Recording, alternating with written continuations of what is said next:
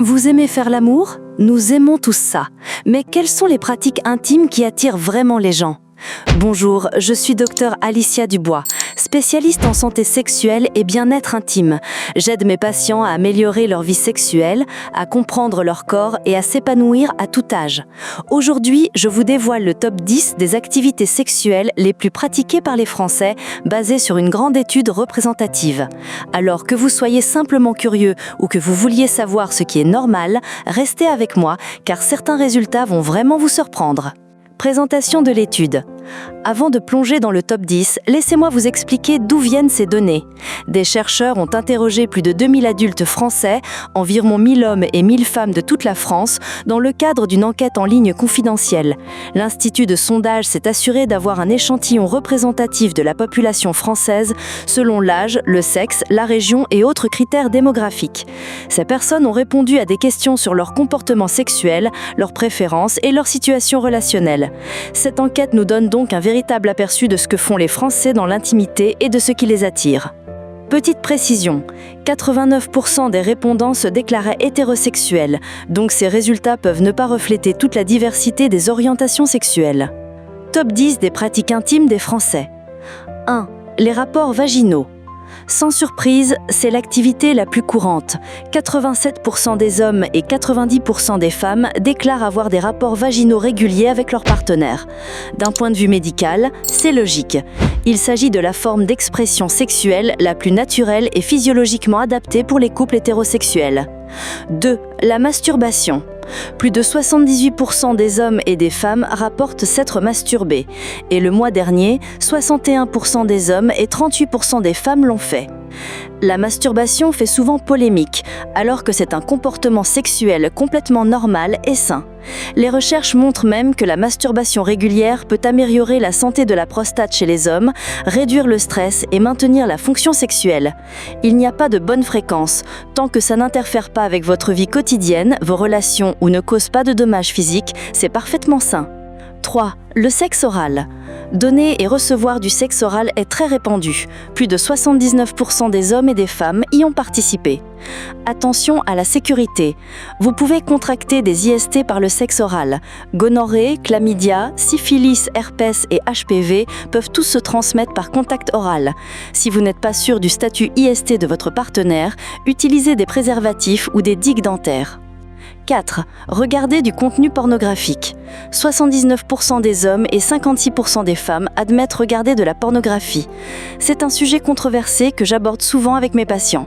Un usage occasionnel n'est pas forcément nocif, mais un usage excessif peut créer des attentes irréalistes, de l'anxiété de performance et même des dysfonctions érectiles chez les jeunes hommes. La clé, la modération, et comprendre que la pornographie ne représente pas la vraie sexualité qui nécessite communication, patience et plaisir mutuel. 5. Porter de la lingerie sexy. 72% des femmes le font pour leur partenaire, mais 23% des hommes choisissent aussi leurs sous-vêtements en pensant à leur partenaire. C'est fantastique. C'est un moyen simple de créer de l'anticipation, montrer qu'on fait des efforts dans la relation et ajouter de la nouveauté. Psychologiquement, faire un effort d'apparence pour son partenaire booste la confiance et maintient l'intérêt sexuel dans les relations à long terme. 6. Échanger des photos intimes. 62% des hommes et 51% des femmes ont envoyé ou reçu des photos nues ou semi-nues. Ça me rend nerveuse. À l'ère du numérique, il faut être très prudent.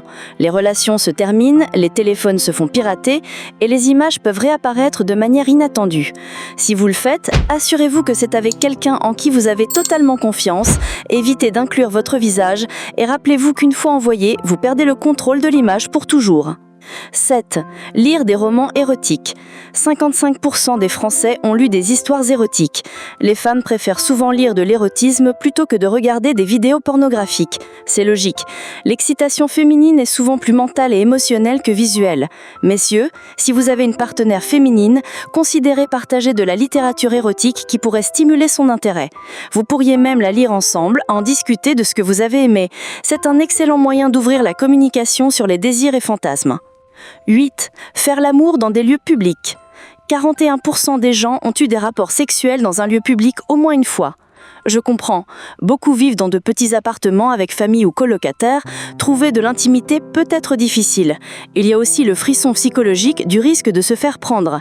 Mais attention, l'activité sexuelle publique est illégale dans la plupart des endroits et peut avoir de sérieuses conséquences légales. Pesez bien le pour et le contre. 9. La sodomie. 40% des hommes et 38% des femmes ont pratiqué la sodomie. D'un point de vue médical, cela peut être très plaisant, car il y a beaucoup de terminaisons nerveuses autour de l'anus. Pour les hommes, la prostate peut être stimulée, ce que beaucoup trouvent extrêmement plaisant. Mais la sodomie nécessite des précautions spéciales. Une lubrification abondante et de qualité est absolument essentielle. Allez-y doucement et assurez-vous que le partenaire réceptif est relaxé. Important, ne jamais passer de l'anal au vaginal sans clé nettoyée, cela peut causer de graves infections bactériennes. 10. Les fessées. 28% des gens ont essayé de donner ou de recevoir des fessées pendant l'acte sexuel. Neurologiquement, la douleur et le plaisir envoient des signaux similaires au cerveau, particulièrement aux zones impliquées dans l'excitation sexuelle. Les endorphines libérées pendant une douleur légère peuvent amplifier le plaisir sexuel. Mais communication et consentement sont essentiels. Ne jamais fesser quelqu'un sans discussion explicite préalable. Commencez doucement et établissez des mots de sécurité. Bonus. Autre pratique. Jeux de rôle et pratiques légères du BDSM. 20% des gens pratiquent les jeux de rôle, 18% ont essayé d'être attachés et 12% les petits fouets ludiques. Ces activités sont plus communes qu'on ne le pense. Si vous connaissez 10 personnes, au moins 1 à 2 ont expérimenté avec le jeu de rôle et c'est parfaitement normal et sain. Activités de groupe. Troisième, 16% des hommes et 9% des femmes. Les partous et soirées BDSM concernent moins de 7% des gens. Ces activités nécessitent des niveaux très élevés de communication, confiance et assurance sexuelle. Les gens s'intéressent à une variété d'activités sexuelles différentes et il n'y a pas une seule façon normale d'exprimer sa sexualité. Ce qui compte le plus est que tout ce que vous choisissez d'explorer soit consensuel, sûr et améliore plutôt que ne nuise à votre relation et bien-être personnel. J'espère que ces informations vous ont été utiles, soit pour réaliser que vous n'êtes pas seul dans vos intérêts, soit pour découvrir qu'il existe de nombreuses façons d'explorer l'intimité avec un partenaire.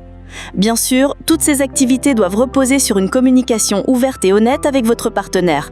Vous ne pouvez essayer de nouvelles choses que si vous en avez discuté en détail, vous assurant qu'ils sont complètement à l'aise et que tout est totalement consensuel. Les activités sexuelles surprises ne sont jamais appropriées et peuvent endommager la confiance et les relations. D'un point de vue médical, j'encourage toujours mes patients d'aborder la sexualité avec curiosité, respect et patience. L'exploration sexuelle devrait améliorer votre relation et satisfaction personnelle, pas créer de pression ou anxiété. Si vous avez des difficultés avec la communication sexuelle, des problèmes de performance ou des préoccupations sur la santé sexuelle, n'hésitez pas à consulter un professionnel de santé.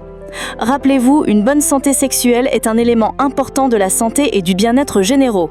Prenez soin de votre santé sexuelle comme vous le feriez pour tout autre aspect de votre santé. Merci de m'avoir regardé.